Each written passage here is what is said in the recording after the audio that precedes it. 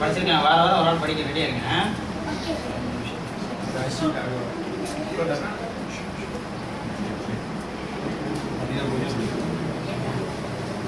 Salatullah salamullah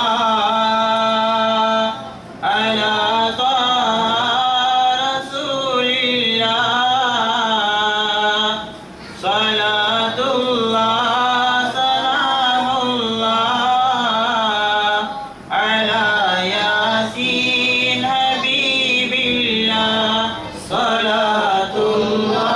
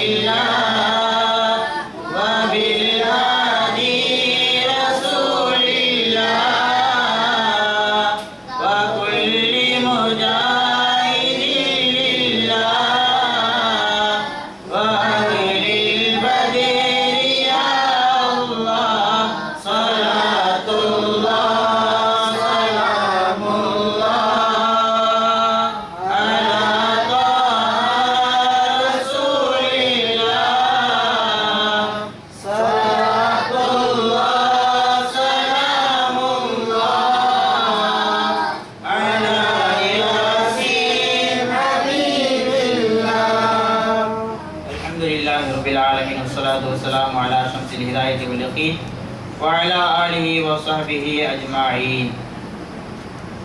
அல்லாஹ்வுடைய நல்லடியார்களே, அன்பு சகோதரர்களே, பாசத்திற்குரிய தாய்மார்களே, சகோதரிகளே, புனிதமான மஜ்லிஸிலே அல்லாஹ் நம் அனைவரையும் அமர வைத்திருக்கின்றான். அதுபோல அல்லாஹ் நாளை மறுமையிலே ஜன்னத்துல் ஃபிர்தௌஸ் என்ற உயர்ந்த சொர்க்கத்திலே அல்லாஹ் நம் அனைவரையும் ஒன்று கூட்டுவானாக. கர்மணி நாயகம் ஸல்லல்லாஹு அலைஹி வஸல்லம் முபாரக்கான அந்த கரத்தினாலே ஹவுதுல் கௌசர் தண்ணீரை அள்ளி வருகின்ற பாக்கியத்தை அல்லாஹ் நம் அனைவருக்கும் நசீபாக்குவான். மக்களே, ஒரு வாரம் தஃசீர், ஒரு வாரம் இஹ்யா உலூமுத்தீன் என்கிற அற்புதமான கலைக்களஞ்சியம் என்ற அடிப்படையில் இந்த வாரம் நாம் இஹ்யா உலூமுத்தீனிலே நிறைய விஷயங்களை நாம் தெரிய வேண்டும். அன்றாடம் நம் வாழ்க்கையிலே நாம் கடைபிடிக்க வேண்டிய நிறைய ஒழுக்கங்கள், தொழுகையிலே நாம் தெரிய வேண்டிய நிறைய விஷயங்களை இமாம் வஸ்ஸாலி ரஹ்மத்துல்லாஹி அலைஹி தங்களுடைய அந்த கிதாபிலே தொடர்ந்து பதிவிட்டுக் கொண்டிருக்கிறார். அந்த அடிப்படையிலே ஒரு விஷயத்தை அவர்கள் சொல்கிறார்கள். தொழுகையுடைய பாடத்திலே நபிகள் நாயகம் ஸல்லல்லாஹு அலைஹி வஸல்லம் சொன்னார்களாம், 2 மனிதர்கள் ஒரே வரிசையிலே தான் 2 மனிதர்கள் தொழுகிறார்கள். அவர் எப்படி ருக்கு சுஜூது செய்தாரோ அதே போலதான் இவரும் குனிந்து நிமிர்ந்தார். அவரை போலவே இவரும் சலாம் கொடுத்தார். அவர் என்னவெல்லாம் செய்தாரோ அதையெல்லாம் இவரும் செய்தார். ஒரே வரிசையில் தான் 2 பேரும் தொழுதார்கள். பக்கத்தில் பக்கத்தில் தான் நின்றார்கள், தொழுது முடித்தார்கள். ஆனால் இவருடைய தொழுகைக்கும் அவருடைய தொழுகைக்கும் மத்தியிலே வானத்திற்கும் பூமிக்கும் இடையிலே உள்ள வித்தியாசம் இருக்கிறது என்றார்கள் ஸல்லல்லாஹு அலைஹி வஸல்லம். இன்ன ரஜுலைனி மின் உம்மத்தில யகுமானி இல ஸலாத்தி என்று சொல்கிற போது வ இன்னமா பைன ஸலாத்தைஹிமா மா பைன ஸமாஇ வல் அர்த், இவருக்கும் அவருக்கும் உள்ள தொழுகையுடைய வித்தியாசம் மலைக்கும் மடுவுக்கும் மத்தியில் உள்ள வித்தியாசம் என்று தமிழிலே சொல்வோம். அதே போல வானத்திற்கும் பூமிக்கும் உள்ள தூரம் அவ்வளவு வித்தியாசமாம் 2 பேருடைய தொழுகையிலே. இன்னும் இவர் செய்தைத்தானே அவரும் செய்தார், பிறகு ஏன் இந்த வித்தியாசம் வந்தது? இந்த ஹதீஸினுடைய விளக்கத்திலே இமாம் வஸ்ஸாலி ரஹ்மத்துல்லாஹி சொல்கிறார்கள், இவரிடத்திலே மன ஓர்மை இருந்தது, அவரிடத்தில் அது இல்லை என்கிறார். 2 பேரும் ஒரே செயலைத்தான் செய்தார்கள், ஒன்றாகத்தான் குனிந்தார்கள், ஒன்றாகத்தான் நிமிர்ந்தார்கள், ஒன்றாகத்தான் சலாம் கொடுத்தார்கள். ஆனால் இவருடைய உள்ளம் அல்லாஹ்விலே லயித்திருந்தது, அவருடைய உள்ளம் துன்யாவிலே லயித்திருந்தது. இந்த ஒன்றின் காரணமாக இவருடைய தொழுகைக்கும் அவருடைய தொழுகைக்கும் மத்தியிலே கொஞ்ச நஞ்ச வித்தியாசம் அல்ல, வானத்திற்கும் பூமிக்கும் மத்தியிலே உள்ள வித்தியாசம் என்கிறார். அல்லாஹ் நம் அனைவருடைய தொழுகையும் மன ஓர்மையோடு தொழக்கூடிய பாக்கியத்தை நம் அனைவருக்கும் நசீபாக்குவான். நபிகள் நாயகம் ஸல்லல்லாஹு அலைஹி வஸல்லம் சொன்னார்கள், நாளை மறுமையிலே அல்லாஹ் சில பேரை ஏறெடுத்து பார்க்க மாட்டான், ஏறெடுத்து பார்க்க மாட்டான், ஏனென்றும் கேட்க மாட்டான். அல்லாஹ் அவர்களை தூர வைத்து விடுவான். அப்பேற்பட்ட அந்த பாக்கிய மற்றவர்களில் ஒருவன் யார் தெரியுமா? லா யுகீமு சுல்பஹு பைன ருக்குஇ வ சுஜூதிஹி. நிறைய பேரிடத்திலே இந்த தவறு இருக்கிறது. அல்லாஹ் நம்மை பாதுகாக்க வேண்டும். ஒரு சுஜூதுக்கு போய்விட்டு அடுத்து எழுந்து நிமிர்கிறோம், எழுந்து உட்காருகிறோம். நன்றாக உட்காருவதற்குள், முதுகு நன்றாக நேராக வருவதற்குள் அடுத்த சுஜூத். இப்படி யார் செய்கிறானோ இவனை அல்லாஹ் மறுமையில் ஏறெடுத்தும் பார்க்க மாட்டான், தன்னுடைய பார்வை விட்டு தூரமாக வைத்து விடுவான், ஒதுக்கி விடுவான் என்கிறார்கள். ஒரு ருக்குவுக்கு போய்விட்டு நிமிர்கிறோம், நன்றாக நிமிர்வதற்குள் உடனே சுஜூதுக்கு போனார், முதுகு நேராக வருவதற்கு முன்னாலே அவசரப்பட்ட சுஜூதுக்கு போனால் இவன் பக்கமும் அல்லாஹ் திரும்பி கூட பார்க்க மாட்டான் என்றால் எப்பேற்பட்ட ஒரு கவனக்குறைவு நம்முடைய வாழ்க்கையிலே இருக்கிறது. அல்லாஹ் நம் அனைவரையும் பாதுகாப்பானாக. ஆமீன். அல்லாஹ் நம்மை பாதுகாத்து நல்ல முறையிலே தொழக்கூடிய பாக்கியத்தை நம் அனைவருக்கும் தருவானா. மக்களே, இதையெல்லாம் சொல்லிவிட்டு இமாம் கஸ்ஸாலி ரஹ்மத்துல்லாஹி அலைஹி இந்த ஜமாத்து தொழுகையிலே, ஜமாத்திலே கலந்து கொள்வதிலே கொஞ்சம் அக்கறை இருங்கள் என்று நமக்கு அறிவுறுத்துகிறார்கள். ஜமாத் தொழுகையிலே கலந்து கொள்வதற்குண்டான சிறப்புகளை பட்டியல் போடுகிற இமாம் அவர்கள் ஜமாத் தொழுகையில் கலந்து கொள்ளாதவர்களுக்கு என்ன தண்டனை, என்ன எச்சரிக்கை என்பதையும் பட்டியல் போட அவர்கள் மறக்கவில்லை என்பதை நாம் பார்க்கிறோம். இதையெல்லாம் படித்ததற்கு பிறகு உள்ளத்திலே ஒரு பெரிய உறுத்தல், ஒரு பெரிய மாறுதல். நாம் தவறு செய்து கொண்டிருக்கிறோமோ, இன்னமும் கூட நாம் அக்கறை எடுக்க வேண்டுமோ, ஜமாத்தை பிடிப்பதற்கு இன்னமும் நாம் முயற்சி செய்ய வேண்டுமோ என்று நம்மை நாமே கேள்வி கேட்டுக் கொள்ளக்கூடிய அளவுக்கு பல ஹதீசுகளை இங்கே பட்டியல் போடுகிறார் இமாம் கஸ்ஸாலி ரஹ்மத்துல்லாஹி. ஆரம்பத்திலே சிறப்பை சொல்லி ஆர்வப்படுத்துகிறார், பிறகு ஜமாத்திலே கலந்து கொள்ளாவிட்டால் என்ன நடக்கும் தெரியுமா என்று எச்சரிக்கவும் செய்கிறார். மார்க்கத்திலே ரெண்டு இருக்கிறது, ஒன்று தர்கீப், ஆர்வமூட்டுதல், இன்னொன்று தர்ஹீப், பயங்காட்டுதல். ரெண்டுமே இருக்க வேண்டும். ஸலாத்துல் ஜமாஅத்தி தஃதுலு ஸலாத்துல் ஃபர்தி பி 27 தரஜா.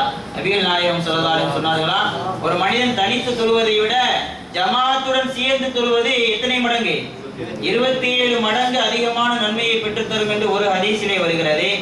இன்னொரு ஹதீஸிலே உஸ்மான் ரலியல்லாஹு அறிவிக்கக்கூடிய அந்த அறிவிப்பிலே நபிகள் நாயகம் ஸல்லல்லாஹு அலைஹி வஸல்லம் சொன்னார்களா, மன் ஷஹீதல் இஷா தொழுகையுடைய ஜமாத்திலே யார் கலந்து ஜமாத்தோடு நிறைவேற்றி விட்டானோ அவன் பக்க அன்னமா காம நிஸ்ப லைலா, பாதி இரவு என்றால் 6 மணி நேரம், பாதி இரவு அல்லாஹ்வை நின்று வணங்கிய நன்மையை அல்லாஹ் கொடுக்கிறான் ஜமாத்தோடு கலந்து கொண்டால். ஒமன் ஷஹீத சுபஹுடைய ஜமாத்திலும் ஒரு மனிதன் கலந்து கொண்டு விட்டான் என்றால் முழு இரவும் நின்று வணங்கிய நன்மையை அல்லாஹ் அவனுக்கு பதிவு செய்கிறான் என்று சொல்லக்கூடிய அதே ரசூலுல்லாஹி ஸல்லல்லாஹு அலைஹி வஸல்லம் இந்த இரண்டு தொழுகையிலும் ஜமாத்தில் கலந்து கொள்ளாவிட்டால் என்ன தண்டனை என்பதையும் எச்சரித்திருக்கிறார். முனாஃபிகீன்களுக்கு தான் இந்த ரெண்டு தொழுகை ஜமாத்து கிடைக்காது என்கிறார். அல்லாஹ் நம் அனைவரையும் பாதுகாக்கவே.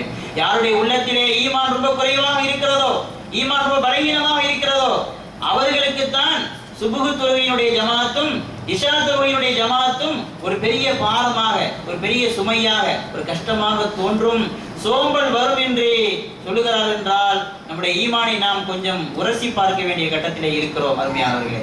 எனவே ஒரு நாள் சுபுஹ் தொழுகையிலே சில பேரை காணவில்லை. நபிகள் நாயகம் ஸல்லல்லாஹு அலைஹி வஸல்லம் தொழுது முடித்துவிட்டு கேட்டார்கள், இன்ன மனிதரை சுபுஹ் தொழுகை ஜமாத்திலே காணவில்லை, என்ன விஷயம்? யார் சொல்ல அவர்கள் சுபுஹ் ஜமாத்திற்கு வரவில்லை. நான் அப்பொழுதே நினைத்தேன் அவர்கள் முனாஃபிக்காகத்தான் இருக்க வேண்டும், உள்ளத்திலே நயவஞ்சகம் இருக்க வேண்டும் என்று நான் நினைத்தேன், அது சரியாக போய்விட்டது என்று சொன்னார்கள் ஸல்லல்லாஹு அலைஹி வஸல்லம். பெருமக்களே, நாம் யோசிக்க வேண்டும். என்னையும் சேர்த்து நான் கேள்வி எழுப்பிக் கொள்கிறேன். நாம் நம்மை மாற்றிக்கொள்வோம். எல்லோருக்கும் ஆர்வம் இருக்கிறது, ஆசை இருக்கிறது, சுபஹை ஜமாத்தோடு தான் தொழ வேண்டும் என்ற துடிப்பு இருக்கிறது, யாருக்குத்தான் இல்லாமல் இல்லை. ஆனாலும் ஒரு பலகீனம், ஒரு சோம்பேறித்தனம், அதை மாற்றிக்கொள்ள வேண்டும் என்பதற்காகத்தான் இந்த ஹதீஸ்களை நாம் பதிவு செய்கிறோம். அப்புறம் நபிகள் நாயகம் ஸல்லல்லாஹு அலைஹி வஸல்லம் ஒரு தடவை ஜமாத்துல பார்த்தாங்க, நிறைய பேரை காணல, வந்ததே கோபம். காருண்ய நபி ஸல்லல்லாஹு அலைஹி வஸல்லம் கருணையே உரித்தானவர்கள், யாரையும் அவர்கள் சபித்து பழக்கப்பட்டதில்லை. அவர்களுக்கு துன்பம் இழைத்த தாயின் வாசிகளை கூட அவர்கள் அழிக்க மனசு வரவில்லை. அப்பேற்பட்ட கருணையே உருவான ஃபாத்திமா நபி ஸல்லல்லாஹு அலைஹி வஸல்லம் ஜமாத்து தொழுகையிலே சில பேர் வரவில்லை என்பதும் வருகிறதே கோபம் கொப்பளித்து அவர்கள் சொன்னார்கள், எனக்கு இப்பொழுது ஒரு கோபம் வருகிறது, நான் என்ன செய்ய போகிறேன் தெரியுமா? யாரையாவது ஜமாத்து நடத்தும்படி இமாமாக நிறுத்திவிட்டு என்னோடு சில வாலிபர்களை நான் அழைத்துக் கொண்டு எங்களுடைய கையிலே தீப்பந்தங்களை, தீக்கொல்லிகளை கையிலே எடுத்துக்கொண்டு வீதியாக சென்று, வீடாக சென்று யாரெல்லாம் ஜமாத் இங்கே பள்ளியில் நடக்கிற போது தொழாமல் வீட்டிலே இருக்கிறானோ அவனை வீட்டோடு கொளுத்த வேண்டும் என்று என் உள்ளம் துடிக்கிறது. அவனை வீட்டோடு கொளுத்த வேண்டும் என்று என் உள்ளம் துடிக்கிறது. ஆனாலும் வீட்டிலே பெண்களும் குழந்தைகளும் இருப்பார்களே என்பதுதான் என்னை தடுக்கிறது என்றார்கள் ஸல்லல்லாஹு. பெண்களுக்கும் குழந்தைகளுக்கும் ஜமாத்து கடமை இல்லையே, அவர்களும் சேர்ந்து எரிந்து போயிடுவார்களே என்பதுதான் என்னை தடுக்கிறது. இல்லை என்றால் ஜமாத்து தொழுகை என்பது எவ்வளவு முக்கியத்துவம் வாய்ந்தது. அல்லாஹ்வுடைய பாங்கு சத்தம் கேட்டதற்கு பிறகு பள்ளிக்கு வராமல் அப்படி என்ன வேலை? இந்த உலகத்தில் அவர்கள் வாழ்ந்து என்ன பயன் என்கிறார்கள் ஸல்லல்லாஹு அலைஹி வஸல்லம். கருணையே உருவான ஃபாத்திமா நபியுடைய வாயிலிருந்து வருகிற வார்த்தையை பார்த்தீர்களா? தொழுகை ஜமாத்தை விட்டால் எவ்வளவு கோபம் வருகிறது, நாம் சிந்திக்க வேண்டும். எனவே இது மாதிரியான விஷயங்கள் நாம் எச்சரிக்கையோடு இருக்க வேண்டும். இந்த ஹதீஸ்களை எல்லாம் படித்ததினால்தான் பெருமக்கள் ஜமாத் தொழுகையை எவ்வளவு கண்ணு கருத்துமா இருந்தார்கள் சொன்னால், சயீத் இப்னுல் முஸையிப் ரஹ்மத்துல்லாஹி அலைஹி சொல்கிறார்கள், நான் ஒரு முஅத்தின் அதான் சொல்லிவிட்டால், முஅத்தின் அதான் சொல்லுகிற போது அந்த நொடியில் நான் பள்ளியில் தான் இருப்பேன். இமாம் அதாவது முஅத்தின் பாங்கு சொல்லுகிற நேரத்தில் நான் பள்ளியில் தான் இருக்கிறேன்.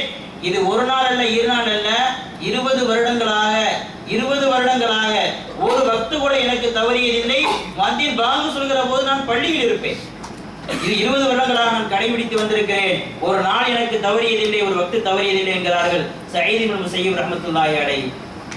முஹம்மது இப்னு வாசி ரஹ்மத்துல்லாஹி சொல்றாங்க, இந்த உலகத்திலே எனக்கு பிடிச்சது 3 தான். இந்த துனியா, ஒட்டுமொத்த துனியாவிலும் எனக்கு ஆக பிடித்தது 3 தான், வேறு எதுவும் எனக்கு தேவையில்லை. ஒன்று அகன், ஒரு சகோதரன் எனக்கு வேண்டும். தம்பி உடையான் படைக்கு அஞ்சான் என்று சொல்வார்கள் தமிழிலே. ஒரு சகோதரன் இருக்கிற போது, கூட பிறந்த சகோதரன் இருப்பது வாழ்க்கையில் ஒரு தேவையான விஷயம்தான். அதனால தான் மூசா அலைஹிஸ்ஸலாம் கூட ஃபிரௌனுடைய சபைக்கு போகிற போது என்ன கேட்டார்கள்? யா அல்லாஹ், நான் போகிறேன், எனக்கு ஒன்றும் பயமில்லை, ஆனால் என்னை உறுதிப்படுத்துவதற்கும் எனக்கு உதவி செய்வதற்கும் என் தம்பி ஹாரூனையும் என்னோடு சேர்த்து அனுப்பக்கூடாதா என்று கேட்டார்கள். அல்லாஹ்வுடைய நபி மூசா அலைஹிஸ்ஸலாம் அவருடைய கோபம் நமக்கு தெரியும், அவருடைய வீரம் நமக்கு தெரியும். அவர்கள் ஓங்கி ஒரு முறை அறைந்தால் அடுத்த நிமிடமே அவன் காலி. அப்பேற்பட்ட வீரமான மூசா அலைஹிஸ்ஸலாம் அவர்களுக்கே பிரச்சாரம் செய்கிற போது ஒரு தம்பி தேவைப்பட்டிருக்கிறது சமுதாய சேவைக்காக. அப்ப தம்பி சகோதரன் இருப்பது என்பது ஒரு நல்ல விஷயம்தான். அதை நபிகள் நாயகம் ஸல்லல்லாஹு அலைஹி வஸல்லம் அவருடைய தோழர்கள் எப்படி சொல்கிறான்னு சொன்னா, இந்த அவ்வஜித்து கப்பமணி, எனக்கு ஏன் ஒரு சகோதரன் வேண்டுமென்றால், நான் வாழ்க்கையிலே கீழே விழுகிற போது என்னை தூக்கி விடுவதற்கு, என்றைக்காவது வாழ்க்கையை நான் சறுக்கும் போது, ஒரு தோல்வியை சந்தித்து மனம் உடைந்திருக்கிற போது, கவலைப்படாதீர்கள் சகோதரரை என்று எனக்கு கை கொடுத்து உதவுவதற்கு எனக்கு சப்போர்ட்டுக்கு ஒரு சகோதரன் வேண்டும் என்று சொல்கிறார். ஆனா இன்னைக்கு உலகத்தை சகோதரர்களே குடிபலிக்கிறார் என்பது வேற விஷயம். பாதிக்கப்பட்டவர்கள் நிறைய பேர் இருக்கலாம். ஆனால் நல்ல சகோதரன் வேண்டும் என்று சொல்கிறார். இது ஒண்ணு. இரண்டாவது, கூத்தம் மின ரிஸ்கி, என்னுடைய வயிறுக்கு போதுமான அளவுக்கு குறைந்த ஒரு சாப்பாடு எனக்கு தேவை, உணவு தேவை, அது எனக்கு தேவை. மூன்றாவது, ஸலாத்தன் ஃபீ ஜமா, ஜமாத்தோடு கூடிய தொழுகை எனக்கு வேண்டும். ஒரு வக்து கூட ஜமாத் எனக்கு தவறக்கூடாது. எனக்கு உலகத்திலே 3 தான் எனக்கு வேண்டும் என்று முஹம்மது இப்னு வாசி ரஹ்மத்துல்லாஹி அலைஹி சொல்கிறார். உணவு ஏன் வேண்டும்? முக்கியமாக ஒரு விஷயத்தை நாம் விளங்கிக் கொள்ள வேண்டும். உணவு இருக்கிறதே, உணவை நாம் உண்ணுகிற போது நம்முடைய நியத்து சரியாக இருந்தால் உணவு உண்பது கூட வணக்கமாகிவிடுகிறது, இபாதத்தாகிவிடும். ஒரு மனிதன் உணவு உண்கிறான், பசிக்காகத்தான் உணவு உண்கிறான், பசியை போக்குவதற்காகத்தான் உணவு உண்கிறான். ஆனால் அப்படி உண்ணுகிற போது இப்படி நினைக்கிறான். எப்படி நினைக்கிறான்? நான் இந்த உலகத்தில் பிறந்தது அவனை இபாதத் செய்வதற்குத்தான்.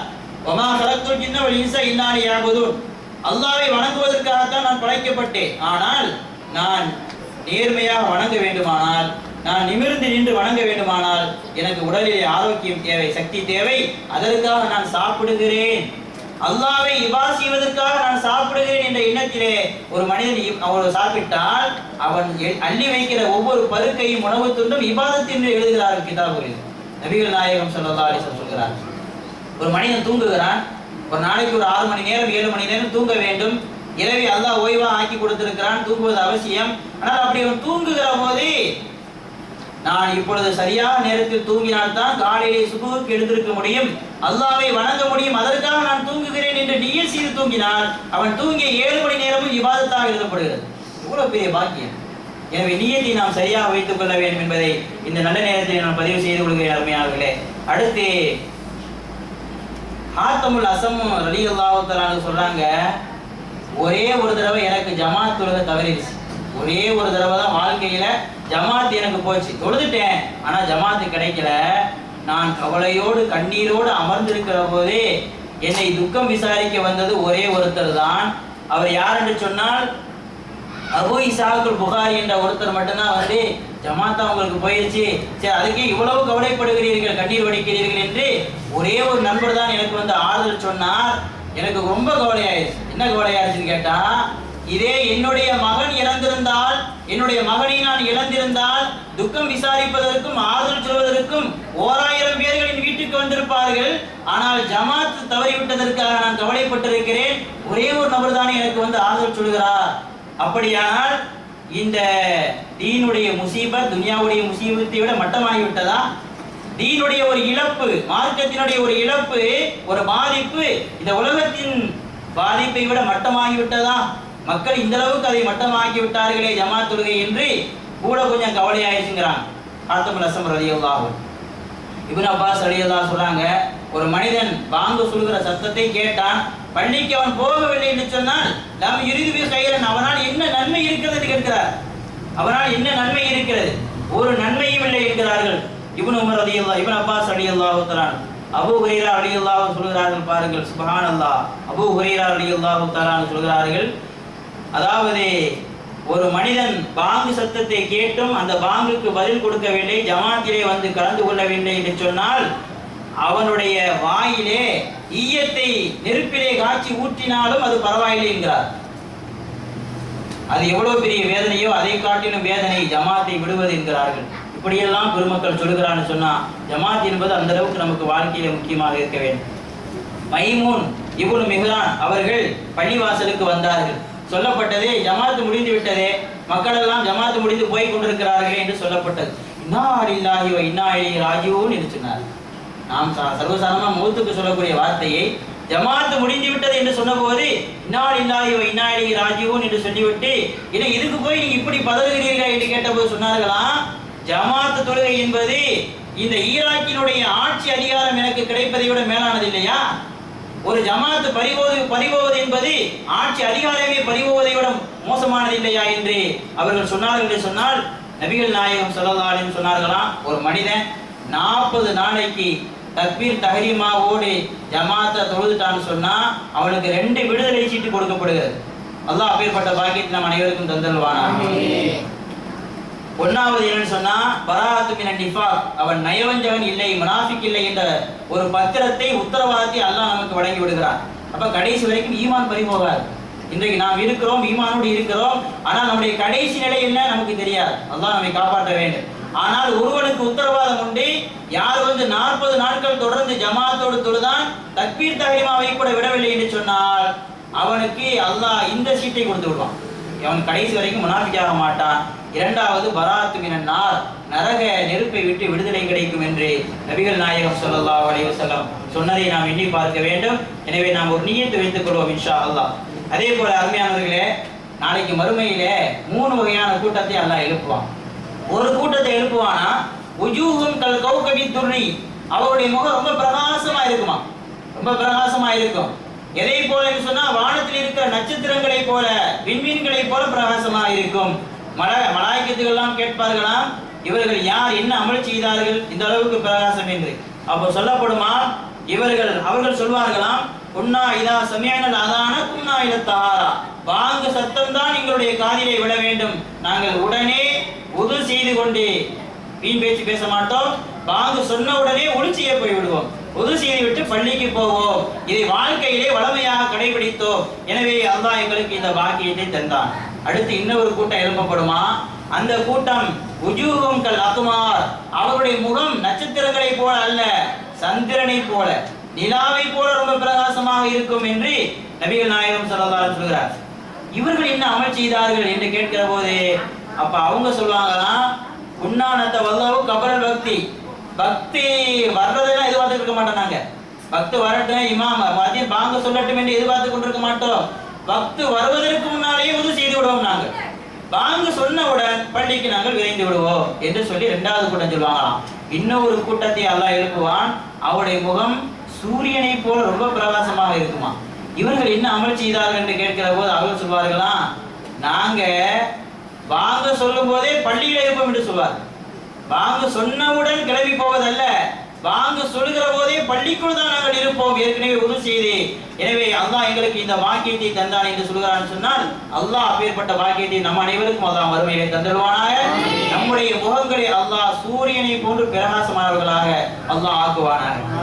அருமையானவர்களே, நம்முடைய முன்னோர்கள் நாம் கேள்விப்படுகிறோம், பார்க்கிறோம், அவர்களுக்கு தக்பீர் தஹரீமா தவறிவிட்டால், தக்பீர் தஹரீமா என்றால் உங்களுக்கு எல்லாம் தெரியும் தானே, ஆரம்ப தக்பீர், இமாம் ஆரம்பத்தில் அல்லாஹ் அக்பர் என்கிறார் அல்லவா, அந்த ஆரம்ப தக்பீருக்கு தக்பீர் தஹ்ரீமா என்று சொல்வார்கள். ஆரம்ப தக்பீர் ஒரு மனிதனுக்கு தவறிவிட்டாலே என்ன செய்வார்களாம்? 3 நாளைக்கு கவலைப்பட்டு கொண்டிருப்பார்களாம். ஆரம்ப தக்பீர் தவறி போனாலே 3 நாளைக்கு கண்ணீர் வடித்துக் கொண்டிருப்பார்கள். ஜமாத்தில் தவறிவிட்டால் ஒரு வாரத்திற்கு அதை நினைத்து கவலைப்படுவார்கள், கண்ணீர் வடிப்பார்கள். நம்முடைய முன்னோர்களான சஹாபாக்களும் பெருமக்களும் என்று சொன்னால் நாம் இந்த விஷயத்தில் இன்னும் அக்கறை எடுக்க வேண்டும். சஜிதா இருக்கிறதே, சுஜூதே, தொழுகையிலே எத்தனையோ நிலைகள் இருக்கிறது. அதுல சுஜூத மாதிரி ரொம்ப சிறப்பான ஒரு நிலை இல்லை. அதனால்தான் நபிகள் நாயகம் ஸல்லல்லாஹு அலைஹி வஸல்லம் சொல்வார்கள், நீங்க சுஜூதுல எந்த அளவுக்கு அதிகமா அல்லாஹ்ட்ட கேட்க முடியுமோ கேளுங்க. ஏன்னா இருக்கிற நிலைகளிலெல்லாம் ஆக உச்சபட்சமான நிலை, அல்லாஹ்வுக்கு மிக பிடித்தமான நிலை அது சுஜூதான் என்று சொன்னார்கள். அந்த சுஜூதிலே நாம் அதிகமா அல்லாஹ்விடத்திலே கேட்க வேண்டாம். தொழுகையிலே சுஜூதிலே இருக்கிற போது அரபியை தவிர மற்ற மொழிகளிலே கேட்க முடியாதுதான். ஆனால் மனதளவிலே நாம் நம்முடைய எண்ணங்களை அல்லாஹ்வின் பக்கம் செலுத்தலாம் என்று நமக்கு சொல்லித் தரப்படுகிறது. அருமையானவர்களே, ஒரு சஹாபி வந்தார். நாயகம் ஸல்லல்லாஹு அலைஹி வஸல்லம் அவர்களே, நாளைக்கு மறுமையிலே உங்களுடைய ஷஃபாத் எனக்கு கிடைக்க வேண்டும், உங்களுடைய மன்றாட்டத்தை பெற்று நான் சொர்க்கம் செல்ல வேண்டும், அந்த சொர்க்கத்தில் கூட உங்களோடு நான் தோழமையாக இருக்க வேண்டும், அதற்காக நீங்கள் எனக்கு துஆ செய்யுங்கள் என்று கேட்டுக்கொண்ட போது நபிகள் நாயகம் ஸல்லல்லாஹு அலைஹி வஸல்லம் என்ன சொன்னார்கள்? அஇன்னி பிகஸரத்தி சுஜூத், அதிகமாக நீங்கள் சஜிதா செய்யுங்கள் என்றார். தோழரை, நான் துஆ செய்கிறேன், உங்களுக்காக நான் மன்றாடுகிறேன், ஆனால் நீங்கள் எனக்கு ஒரு உதவி செய்ய வேண்டும். இந்த உலகத்தில் வாழுகிற போது அதிகமான நஃபில் தொழுகையை தொழுது சஜிதாக்களை நீங்கள் அதிகம் செய்ய வேண்டும் என்று ஸல்லல்லாஹு அலைஹி வஸல்லம் சொன்னார். எனவே அந்த சஜிதாவிலே நாம் அதிகமான சஜிதாக்களை செய்ய வேண்டும். எந்த அளவுக்கு என்றால், இப்லீஸ் தன்னுடைய தலையிலே மண்ணை அள்ளி போட்டு கொண்டு கதறி அழக்கூடிய ஒரு நேரம் என்ன? ஆதமுடைய மகன் சஜிதா செய்கிற போது.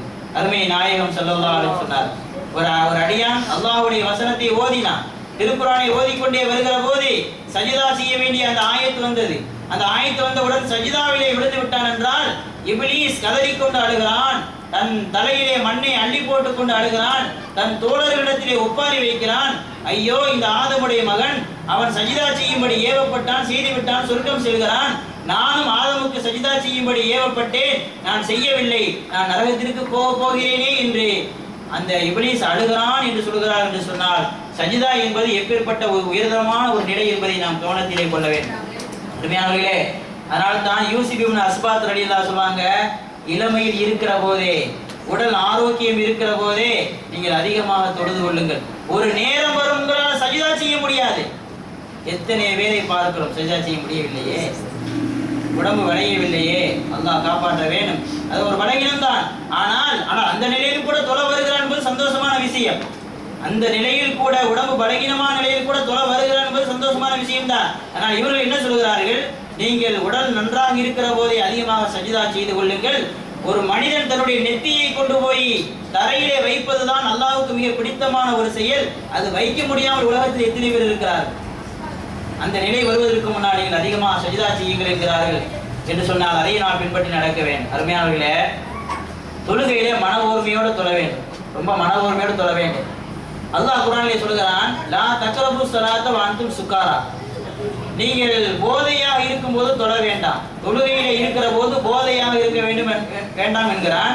ஆனால் நாம் சிந்திக்க வேண்டும், இந்த காலத்தில் யார் போதையோட வரப்போறா அப்படின்னு நம்ம நினைக்கிறோம். நமக்கும் அல்லாஹ் அந்த குர்ஆனிலே அந்த வசனத்திலே ஒரு விளக்கத்தை வைத்திருக்கிறான். போதையில் இருந்தால் ஒரு மனிதனுக்கு அவன் என்ன பேசுகிறான், என்ன செய்கிறான் என்று தெரியாது, அதுதான் போதை. இன்னைக்கு நிறைய பேர் மது குடிக்கவில்லையே தவிர தொழுகையில் அப்படித்தானே இருக்கிறோம். தொழுகையில் நாம் என்ன தொழுது கொண்டிருக்கிறோம், என்ன ஓதுகிறோம் என்று தெரியவில்லையே, எத்தனை ரக்காத் தொழுதோம் என்று மறந்து விடுகிறதே, கவனமெல்லாம் எங்கும் இருக்கிறதே. இது ஒரு வகையான போதை இல்லையா? இதை கூட செய்ய வேண்டாம் என்றுதான் அல்லாஹ் அந்த குர்ஆனுடைய வசனத்திலே சொல்வதாக நமக்கு பெருமக்கள் சொல்லி காட்டுகிறார். அருமையானவர்களே, அந்த அடிப்படையில் நாம் தொழுகையை மனப்பூர்வமாக மன ஓர்மையோடு தொழுவதற்கு முயற்சி செய்ய வேண்டும்.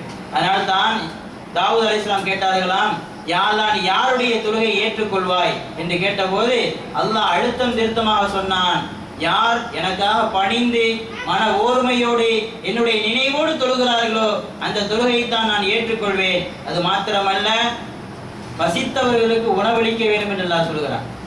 நிறைய பேர் தொழுகை இபாதத்திலே சரியாக இருக்கிறோம், ஆனால் ஏழை மிஸ்கீன்களுக்கு உணவளிப்பது என்றாலோ அல்லது தபருக்கு வழங்குவது என்று சொன்னாலோ, நல்ல காரியங்களுக்கு எடுத்து கொடுப்பது என்றால் மனசு வரல.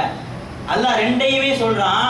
சக்கர் என்ற நரகத்திலே தூக்கி வீசப்படுவார்கள் சில பேர். சக்கர் என்ற நரகம், படுபயங்கரமான நரகம். அந்த படுபாதானத்திலே வீழ்ந்து வேதனைப்பட்டுக் கொண்டிருக்கிற போது சொர்க்கவாசிகள் எல்லாம் அவர்களை பார்த்து கேட்பார்களாம். குர்ஆனிலே வருகிறது, நீங்கள் எங்களுடைய ஊர்க்காரர்களாயிற்று, எங்களுடைய நண்பர்களாயிற்று, எங்களோடு வாழ்ந்தவர்களாயிற்று, எங்களுடைய பக்கத்து வீர்க்காரர்களாயிற்று, நாங்கள் சொர்க்கத்திலே இருக்கிற போது நீங்கள் ஏன் நரகத்தில் கிடக்கிறீர்கள், ஏன் வெந்து துடிக்கிறீர்கள் என்று கேட்கிற போது அந்த நரகவாசிகள் சொல்வார்களாம், லம் நக்கு மினல் முஸல்லீன், நாங்கள் தொழவில்லையே. அதோட முடிக்கல, வலம் நக்கு நுத்ரீமுல் மிஸ்கீன், ஒரு மிஸ்கீன் வந்தா எடுத்து கொடுக்கணும்னு எங்களுக்கு தோணலையே. அது ஒரு பெரிய குற்றமா அல்லாஹ் சொல்றான். ஒரு மிஸ்கீன் வந்தால் அவர்களை கவனிக்க வேண்டும் என்று எங்களுக்கு தோன்றவில்லையே. இந்த இரண்டு காரணங்களால் தான் நாங்கள் நரகத்திலே வீழ்ந்து கொடுக்கிறோம் என்று அந்த நரகவாசிகள் கை செய்யப்படுவதை அல்லாஹ் குர்ஆனிலே சொல்லி காட்டுகிறான். எனவே இந்த ரெண்டு பழக்கங்களும் நம்மிடத்தில் இருக்க வேண்டும். தொழுகையிலும் சரியாக இருக்க வேண்டும், அடியார்களுக்கு செய்யக்கூடிய கடமைகளிலும் மிக சரியாக நாம் இருக்க வேண்டும் என்பதை இந்த ஹதீஸ்கள் மூலமாக நாம் புரிந்து கொள்கிறோம். அருமையானவர்களே, ஒரு மனிதர் தொழுதார், தொழுகையாளியாக இருக்கிறார், ஆனால் வாழ்க்கையிலே ஒரு பெரிய மாற்றம் இல்லை. கள்ளம் கபடம் இருக்கிறது, வாழ்க்கையிலே சூது இருக்கிறது, வஞ்சகம் இருக்கிறது, கெட்ட எண்ணங்கள் இருக்கிறது, ஆனால் டைம் ஆனால் தொழுகிறார். இப்பேற்பட்ட மனிதரை பற்றி என்ன கருத்து என்று கேட்கிற போது ஸல்லல்லாஹு அலைஹி வஸல்லம் என்ன சொல்கிறார்கள், வல்லம் தன்ஹு ஸலாத்துஹு அனில் ஃபஹ்ஷாஇ வல் முன்கர். ஒரு மனிதர் தொழுகிறார், அவருடைய தொழுகை அவரை திருத்தவில்லை என்று சொன்னால் அது என்ன தொழுகை? லம் யஸ்தது மினல்லாஹி இல்லா ஹுதா, அவர் அல்லாஹ்விடம் நெருக்கமாவதற்கு பதிலாக அல்லாஹ் விட்டு தூரமாகிக் கொண்டே இருக்கிறார் என்கிறார் ஸல்லல்லாஹு அலைஹி வஸல்லம். அல்லாஹ் அப்பேற்பட்ட மோசமான இழிநிலையை விட்டு நம்மை பாதுகாப்பானாக. அருமையானவர்களே, தொழுகை என்பது அல்லாஹ்வோடு உரையாடக்கூடிய அற்புதமான ஒரு திட்டம். அந்த அல்லாஹ்வுடைய சிந்தனையோடு நாம் தொழ வேண்டும் என்பதை இந்த நல்ல நேரத்தில் நான் சொல்லிக் கொள்கிறேன். இப்ராஹிமுல் கலீல் சொல்கிறார்கள், நான் தொழுகைக்காக எழுந்து நின்று விட்டால் என்ன செய்வேன் தெரியுமா? என்னுடைய உள்ளத்தை எல்லாம் அல்லாஹ்வின் பக்கம் திருப்புவேன். அது மாத்திரமல்ல, என்னுடைய புருவத்திற்கு நேராக காபா இருப்பதை போல என்னுடைய காலுக்கு கீழே சிராத்துல் முஸ்தகீம் பாலம் இருப்பதாக நினைத்துக் கொள்வேன். எனக்கு பின்னாலே மலக்குல் மௌத் இஸ்ராயில் அலைஹிஸ்ஸலாம் நின்று கொண்டிருக்கிறார் தயாராக என்று எண்ணிக்கொள்வேன். இதுதான் நான் கடைசியாக தொழக்கூடிய வாழ்க்கையிலேயே கடைசியாக தொழக்கூடிய தொழுகை என்று நினைத்துக் கொண்டு அவ்வளவு உள்ளட்சமாக நான் தொழுவேன். அப்படியெல்லாம் தொழுது முடித்ததற்கு பிறகு கூட எனக்கு தோன்றும் என்னுடைய தொழுகை ஏற்றுக்கொள்ளப்பட்டதா இல்லையா என்று நான் பயப்படுவேன் என்று சொல்கிறான்னு சொன்னால், இப்போ தொழுகை என்பது எவ்வளவு முக்கியமான விஷயம், அதை எப்படி தொழ வேண்டும் என்பதை இந்த ஹதீஸ்கள் மூலமாக நமக்கு புரிகிற அருமையானவர்களே. அந்த அடிப்படையில் இப்போ தொழுகை பற்றி தான் கேள்விகளும் வந்திருக்கிறது. தொழுகை பற்றி தான் கேள்விகள் வந்திருக்கிறது. என்ன கேள்விகள்னு சொன்னால், ஒரு கேள்வி வித்திர தொழுகை, அதை கண்டிப்பாக தொழ வேண்டும் என்று நமக்கு புரிகிறது. ஒருவேளை அதை தவறிவிட்டால் அதை மீண்டும் கலா செய்ய வேண்டுமா என்பது ஒரு கேள்வி. அதே போல சுபுவுடைய முன் சுன்னத், அது முக்கியமாக தொழ வேண்டும் என்று தெரிகிறது, அது தவறிவிட்டால் அதையும் கலா செய்ய வேண்டுமா? ஃபர்தை கலா செய்ய வேண்டும், அதிலே மாற்று கருத்து இல்லை. ஒரு சில பேர் தான் அது வேணுங்கிறார், ஆனால் நம்ம எல்லாரும் அது வேணும் என்று தான் சொல்லிக் கொண்டிருக்கிறோம். அதிகமான பெரும்பான்மையான புக்காக்களும் அதிகமான அறிஞர்களும். ஆனால் இந்த சுன்னத்து முஅக்கதா வாஜிபு போன்றவற்றை கலா செய்ய வேண்டுமா வேண்டாமா என்பதுதான் கேள்வி. ஒரு விஷயத்தை நாம் விளங்கிக் கொள்ள வேண்டும். வித்திரு தொழுகை என்பது எவ்வளவு முக்கியமானது என்பதை முதலில் புரிய வேண்டும். அதை நிறைய பேருக்கு தெரியல. வித்திரு தொழுகையை பற்றி நபிகள் நாயகம் ஸல்லல்லாஹு அலைஹி வஸல்லம் சொல்கிறார்கள், அவுத்திரு யா அஹ்லல் குர்ஆன், குர்ஆன் வாசிகளே, குர்ஆன் இறங்கப்பட்ட சமுதாயமே வித்திரை விட்டு விடாதீர்கள் என்கிறார். உண்மையிலே உங்களுக்கு குர்ஆன் இறங்கியது உண்மையானால், குர்ஆனை மதிக்கக்கூடிய உம்மத்தாக நீங்கள் இருப்பீர்களானால் வித்திரு தொழுகையை விட்டு விடாதீர்கள் என்று எச்சரிக்கிறார். இன்னல்லாஹ வித்ருன் யுஹிப்புல் வித்ர, அல்லாஹ்வும் ஒருவன், அவன் வித்திரை விரும்புகிறான், ஒற்றைப்படையை விரும்புகிறான் என்பது ஒரு கருத்து. வித்திரு தொழுகை அல்லாஹ் ரொம்ப விரும்புகிறான் என்று நபிகள் நாயகம் ஸல்லல்லாஹு அலைஹி வஸல்லம் சொன்னார். அதனால் தான் இந்த ஹதீஸ்களின் அடிப்படையில் தான் வித்திரு தொழுகையை வாஜிப் என்று இமாம் அபூ ஹனீஃபா ரஹ்மத்துல்லாஹி அலைஹி பதிவு செய்தார். வாஜிப் என்று இமாம் ஷாஃபி போன்ற மற்ற இமாம்கள் சுன்னத்து முஅக்கதா என்கிறார். சுன்னத்து முஅக்கதா என்றால் வலியுறுத்தப்பட்ட கட்டாயமான சுன்னத். சுன்னத் என்ற பேர் தானே தவிர வாஜிபும் சுன்னத்து முஅக்கதா கிட்டத்தட்ட ஒண்ணுதான், பேர் தான் வேற. சுன்னத்து முஅக்கதான்னா கட்டாயமாக பின்பற்ற வேண்டிய சுன்னத். வாஜிப் என்று சொன்னால் அதுவும் அவசியமானது. ஆக பேர் தான் வெவ்வேறே தவிர மற்றபடி அவசியம் தொழ வேண்டிய முக்கியமான ஒரு தொழுகை என்பதிலே எந்த இமாமுக்கும் மாற்று கருத்து கிடையாது. இப்ப வித்திரு தொழுவாங்க. வித்திர எது வரைக்கும் தொழலாம், எப்ப அது கலாவாகும் அதை தெரிஞ்சுக்கிறது. வித்திர இஷா தொழுத உடனே தொழுதுறது நல்லது. ஆனா சில பேருக்கு ஒரு பழக்கம் இருந்தால், என்ன பழக்கம்? தஹஜ்ஜுத் தொழக்கூடிய வழமையும் வழக்கமும் அவர்களுக்கு இருக்குமானால், தஹஜ்ஜுத்துக்கு எழுந்திருக்கக்கூடிய அந்த கட்டாயம் நிச்சயம் அவர்களுக்கு தெரிந்தால், அவர்கள் தஹஜ்ஜத்தை தொழுதுவிட்டு ஒரு வித்திரை தொழுவது அது சிறப்பானது, ஏற்றமானது. ஆனால் அவர்கள் கூட தொழுது விட்டு படுப்பதுதான் ஏற்றம். தொழுது விட்டு படுத்துவிட்டா ரொம்ப நல்லது. ஆனால் வடமையாக தஹஜ்ஜுத் தொழக்கூடியவர்கள் மாத்திரம் தஹஜ்ஜுத்துக்கு பிறகு தொழுவது சிறப்பு. ஏன்னா ஒரு ஹதீஸ்ல வருது, நீங்கள் உங்களுடைய கடைசி தொழுகையாக வித்திரை வைத்துக் கொள்ளுங்கள். இரவு தொழுகையில கடைசி தொழுகையாக வித்திரை வைத்துக் கொள்ளுங்கள் என்ற ஒரு ஹதீஸ் வர்றதுனால இப்ப தஹஜ்ஜுத் இரவு தொழுகையா பகல் தொழுகையா? இரவு தொழுகை. அப்ப இரவு தொழுகைக்கு பின்னால கடைசியா வித்திரை வச்சுக்கிறது நல்லது. பாருங்க, 2 விதமான சஹாபி. ஒரு சஹாபிக்கு ரசூலுல்லாஹி ஸல்லல்லாஹு அலைஹி சொன்னார்கள், நீங்கள் வித்திரை தொழுது விட்டு படுங்கள் என்றார்கள். காரணம், அவர்களுடைய இயல்பு தஹஜ்ஜுத்துக்கு எழுந்திருப்பது உறுதி இல்லை. எழுந்திருக்கவும் செய்யலாம், எழுந்திருக்காமலும் போகலாம் என்ற நிலையில் உள்ள சஹாபிகளுக்கு ரசூலுல்லாஹ் சொன்னார்கள், நீங்கள் தொழுது விட்டு படுத்து விடுங்கள், அது கலாவாகி விடக்கூடாது என்று சொன்னார். சில சஹாபிகள் கண்டிப்பான முறையில் அபூபக்கர் சித்திக் ரலியல்லாஹு போன்றவர்கள் ஒரு நாள் கூட தஹஜ்ஜத்தை அவர்கள் விட்டதில்லை, மார்க்கம் தெரிந்தது முதல். எனவே அப்பேற்பட்ட சஹாபிகளுக்கு அருமை நாயகம் சொன்னது, நீங்கள் தஹஜ்ஜத்தை முடித்துவிட்டு வித்திரை சேர்த்து விடுங்கள் சுபுவுக்கு முன்னதாக. ஆக சுபுவுக்கு சற்று முன்பு வரைக்கும் வித்தருடைய நேரம் இருக்கிறது. அதை புரிஞ்சுக்கணும், வித்தருடைய நேரம் இருக்குது. அப்ப சுபுவுக்கு சற்று முன்பு வரைக்கும் நீ வித்திர தொழுதா கூட வித்திரை என்னதான் அதான் அல்ல, பாவம் வராது, குற்றம் வராது. இவங்க கேட்கிற கேள்வி என்னன்னு சொன்னா, அந்த நேரத்தை விட்டு கடந்துருச்சு, சுபுவுக்கு எந்திரிச்சிட்டோம், சுபுவுக்கு வாங்க சொல்லப்பட்டுச்சுன்னா வித்திர கலாவாயிரும். இப்ப இதை வித்திர கலா செய்யணுமா? செய்யணும். கலா செய்யப்பட வேண்டிய தொழுகையில ஒண்ணுதான் வித்திரு சுன்னத்து மக்கதா. இது மட்டும் இல்லைங்க, இந்த முன் சுன்னத்து பின் சுன்னத்து தொழுகிறோம்ல, ஒவ்வொரு தொழுகைக்கும் முன் சுன்னத்து பின்ன சுன்னத்துல சுன்னத்து மக்கதா இருக்கு, சுன்னத்து கைர மக்கதா இருக்கு. சுன்னத்து மக்கதா கண்டிப்பா தொழ வேண்டிய சுன்னத்தை கதா செய்யணும், செய்யலைன்னா குற்றம். பர்லு அளவுக்கு தண்டனை வராதே தவிர சுன்னத்தை விட்ட ஒரு குற்றம் வரும், ஒரு கேள்வி இருக்கிறது, தண்டனை இருக்கிறது. எனவே சுன்னத்து மக்கதாக்களையும் கலா செய்வதற்கு முயற்சிக்க வேண்டும். இது ஒரு விஷயம். அந்த அடிப்படையில் எது வந்துடும்? ஃபஜ்ருடைய சுன்னத்து வந்துடும். ஃபஜ்ருடைய சுன்னத்தை பற்றி நபிகள் நாயகம் ஸல்லல்லாஹு அலைஹி வஸல்லம் எந்த அளவுக்கு சொல்றாங்கன்னா, ஃபஜ்ருடைய சுன்னத்தை நீ விட்டு விடாதே. எந்த அளவுக்கு விட்டு விடாதே? நீ ஃபஜ்ருடைய சுன்னத்தில் தக்பீர் கட்டி கொண்டு நிற்கிறாய், ஒரு குதிரை வேகமாக பாய்ந்து உன்னை தாக்க வருகிறது என்றாலும் நீ ஓடி விடாதே ஃபஜ்ருடைய சுன்னத்தை விட்டு. அந்த அளவுக்கு ஃபஜ்ருடைய சுன்னத்து முக்கியமானது. ஆனா இன்னைக்கு பர்லு தொழுவதே பெரிய ஆச்சரியமாக இருக்கிறது நம்முடைய வாழ்க்கையில. எனவே சுன்னத்து ஒருவேளை தவறிவிட்டால் இன்ஷால்லா அதையும் செய்யணும், கதா செய்ய வேண்டும். செய்யாட்டா அது குற்றம் தான். இதை நாம் புரிந்து கொள்கிறோம் அருமையானவர்களே. ஒரே ஒரு நிகழ்ச்சி, எந்த அளவுக்கு மன ஓர்மையோடு அன்றைக்கு முன்னோர்கள் தொழுதார் என்பதற்கு ஒரு விஷயத்தை பதிவு செய்கிறேன். அவுரங்கசீப் ரஹ்மத்துல்லாஹி அலைஹி அவருடைய தலைமையிலே ஒரு பெரிய படை, அந்த பக்கம் பல்க் நாட்டு அரசர் அப்துல் அஜீஸுடைய தலைமையிலே ஒரு பெரிய படை, ஒரு பெரிய மைதானத்திலே போர் நடந்து கொண்டிருக்கிறது.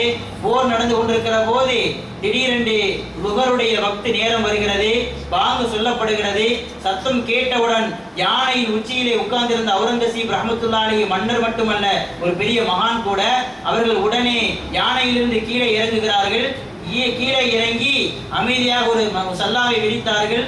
அமைதியாக லுகருடைய தொழுகையை தொழ ஆரம்பித்து விட்டார்கள். நிதானமாக தொழுது சலாம் கொடுத்தார்கள். ஆங்காங்கே ஓடிக்கொண்டிருக்கிற குதிரையின் கணீர் சத்தங்கள் அவர்களை ஒன்றும் செய்யவில்லை. யானையினுடைய பிளிரல்கள் அவருடைய உள்ளச்சத்தை கெடுக்கவில்லை. மனிதர்கள் அவருடைய ஈட்டியும் வாளும் உரசக்கூடிய சத்தங்கள் அவருடைய கவனத்தை சிதைக்கவில்லை. கடுமையான அமளிது மொழிகளுக்கு மத்தியிலே, கடுமையான போராட்டங்களுக்கு மத்தியிலே, மக்கள் அங்கும் இங்கும் ஓடிக்கொண்டு வெட்டி கொண்டும் குத்தி கொண்டிருக்கிற அந்த போர்க்களத்திலே ஒரு மனிதர் நடுவிலே நின்று கொண்டு அமைதியாக தொழ முடிந்தது என்று சொன்னால் அதுதான் அவுரங்கசீப், அதுதான் மகான்கள். அந்த மன ஓர்மை நம்மிடத்தில் இல்லாவிட்டாலும் குறைந்தபட்சம் இந்த அமைதியான இடத்திலேயாவது நம்ம என்ன செய்யணும்? மனத்தை ஓர்மைப்படுத்தி தொழ வேண்டும். அதுக்கு இமாம் கஸாலி ரஹ்மத்துல்லாஹி சில ஐடியா தர்றாங்க. அதுல ஒரு ஐடியா என்னன்னு கேட்டா, வக்து வருவதற்கு முன்னாலே நீங்கள் உது செய்து தயாராகி விடுங்கள். உது செய்து தயாராகி வந்து கொஞ்ச நேரம் நிதானமாக அமருங்கள்.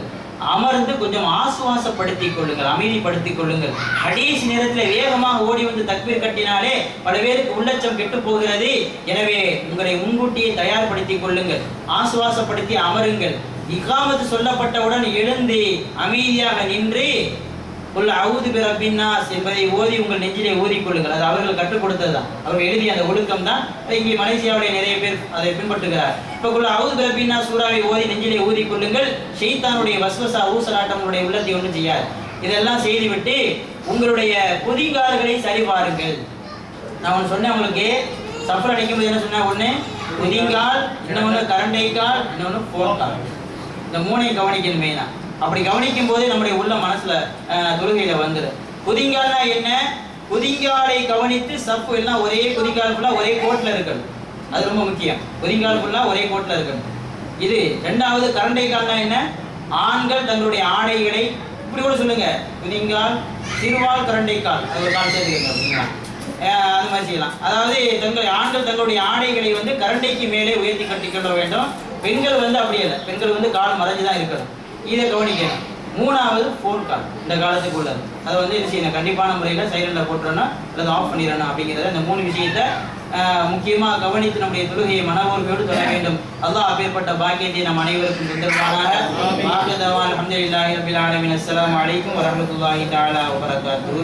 அல்-ஃபாத்திஹா.